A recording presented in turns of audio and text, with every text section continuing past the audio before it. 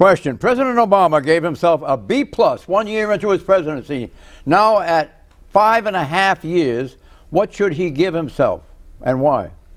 Well, John, I think most people would probably give him a C. He's very far down. But let me say what he said about Russia, John. I think he's basically correct with regard to Russia. There's nothing he can do now once they overthrew that government in Kiev and what happened with Putin grabbing Crimea and the battle over Luhansk and Donetsk.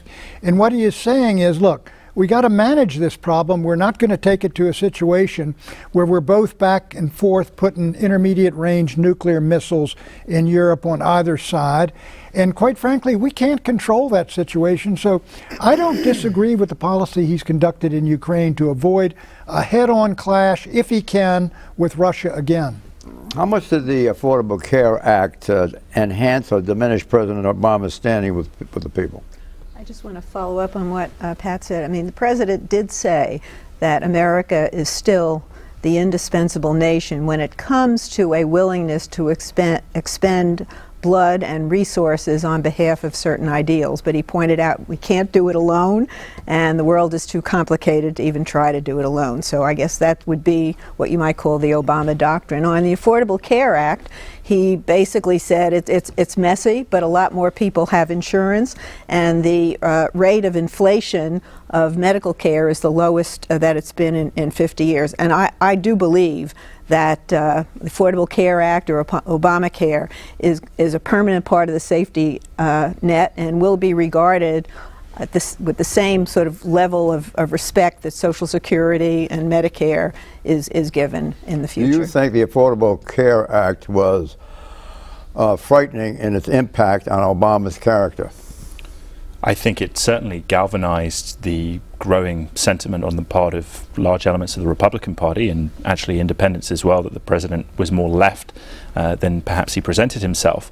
I think the concern, though, with Obamacare, and to some degree I would agree with Eleanor that I think it's going to play out over the longer term, but my concern about it is that issue of supply and demand, that if you are failing to address really significant cost pressures in healthcare. If you think about the metrics that Americans in terms of outcomes are paying twice what a lot of people around the world are paying, regardless of whether it's socialized or whatever, it's not value for money. And my concern is that Obamacare doesn't address those fundamental cost pressures. You need massive reform to do that. And I suspect that the moral agenda of trying to expand healthcare has dominated the president's policy and the nation's policy now away from the major structural reforms that are actually needed. The president's line was that people could keep their insurance.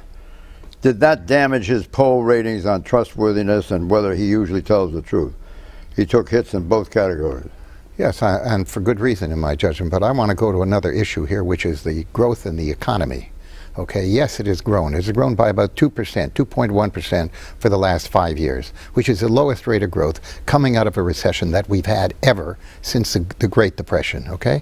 And what's more, that only took place not because of the fact that the economic environment was that good, it's because we had a hugely stimulating monetary policy and fiscal policy. We've run up a huge national debt, and we have undermined the value of the dollar. And this is, in my judgment, not representing a good economic policy. Well, there were all kinds, there were all kinds of things that we could have done and didn't do. He has lost the confidence of the business community and the business world in terms of where it really counts, which is investment in new plant and equipment. He addresses the national debt is $16 trillion.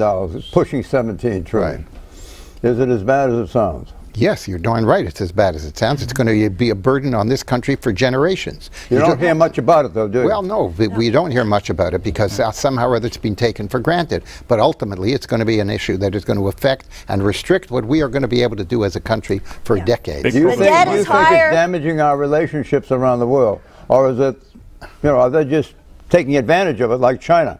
Well, I don't know. I mean, that is where the problem comes in a way.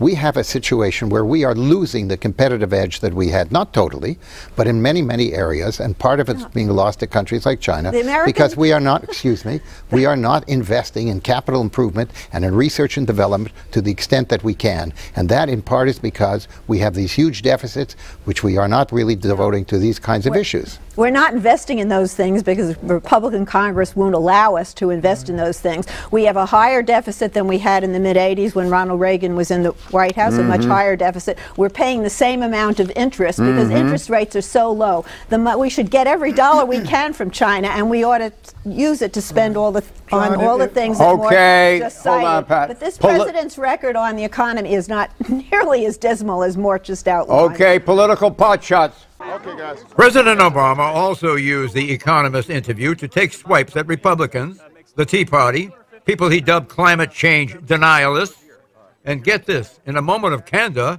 echoed what he told Joe the plumber in 2008 about spreading the wealth around.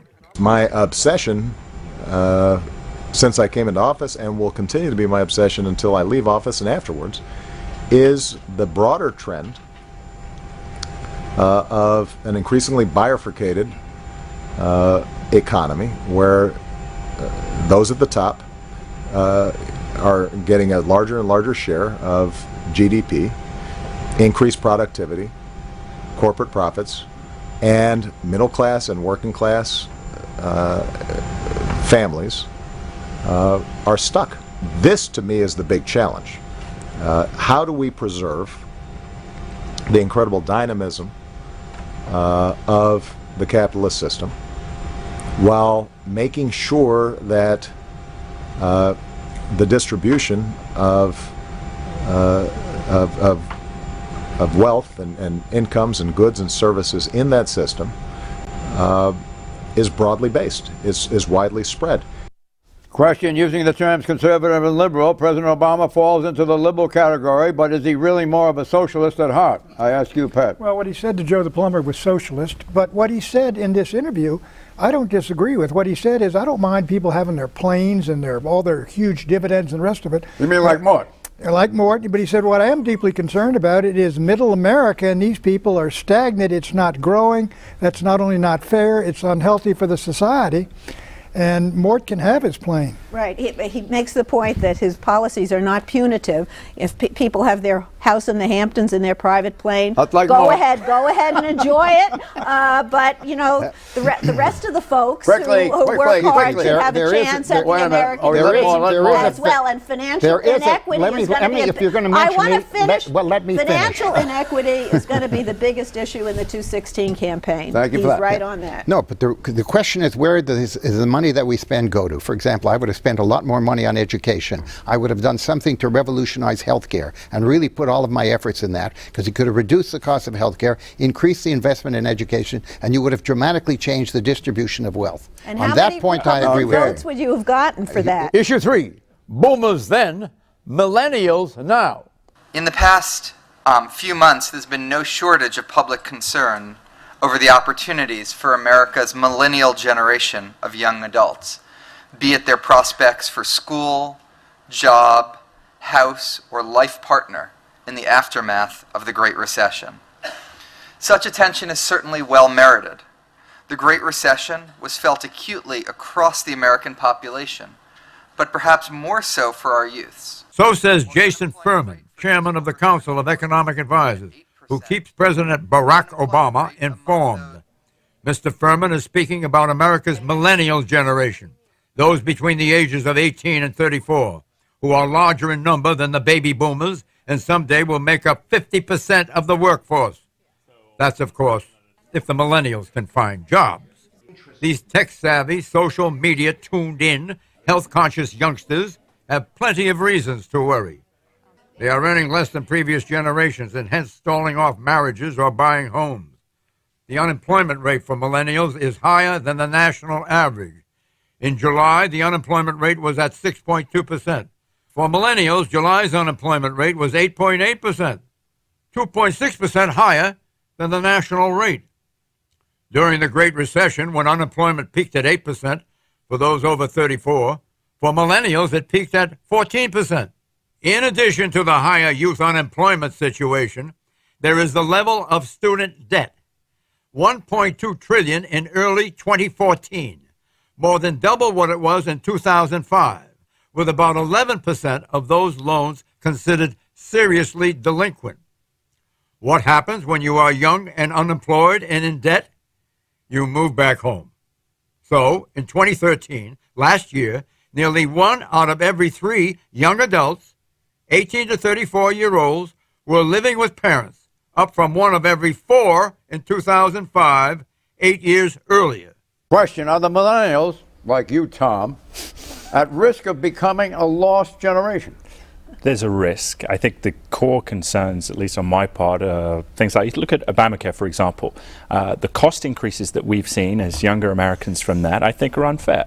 But more than that, the big issue is the debt. You look at 2018 onwards, the deficit goes up again.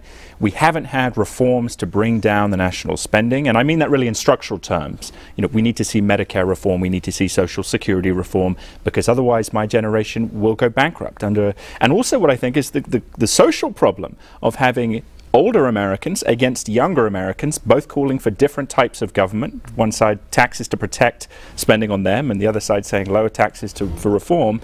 It's a big issue. Obviously, there are benefits to being a younger American in this era. Technology, as noted in the segment, is a big advantage, and medical, advances. Mm-hmm. So it's a mixed bag, but there are issues for my generation, and I think increasingly you're seeing people raising those. What's inhibiting the reforms? Be quick. I think that you have lobbying groups. I think the Democratic Party is to a significant degree owned by AARP, for example, so they don't want to introduce reforms. Wait a minute, you're on sacred ground there. AARP. Hey, John. American Association for Retired People, right? John, look, one of the problems of the millennials is America is in a state of decline itself.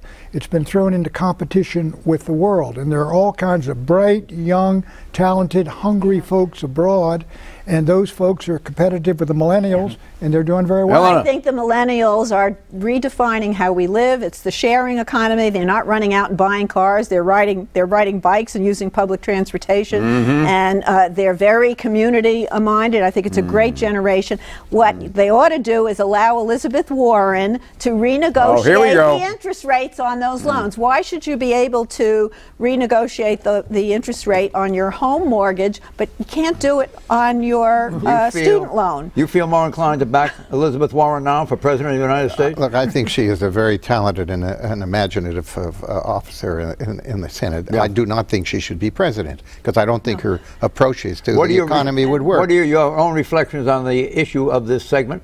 No, my own feeling is that's exactly right. What you are seeing is a reflection that falls, frankly, on this generation, the millennials, of a very weak economy that has been going on for a very long time and looks like it's going to continue.